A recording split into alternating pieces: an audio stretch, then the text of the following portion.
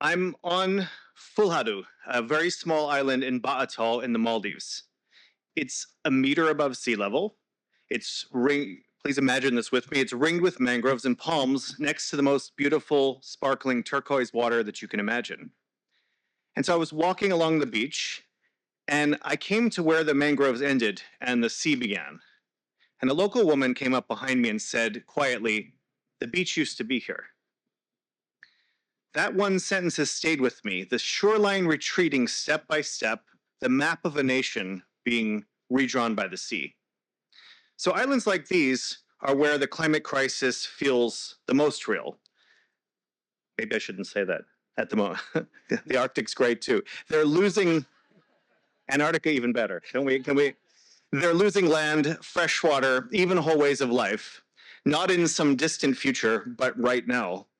And they're also, though, where some of the most powerful climate leadership comes from.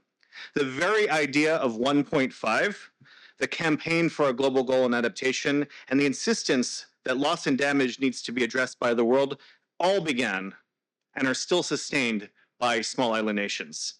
They lead because they must.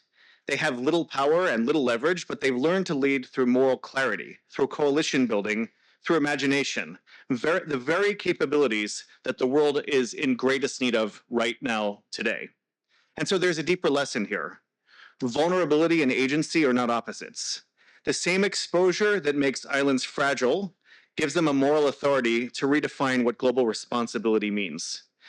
So when we think of islands as hotspots for climate change, let's really focus on the courage and the creativity that radiates from these extremely important and extraordinary places. Thank you.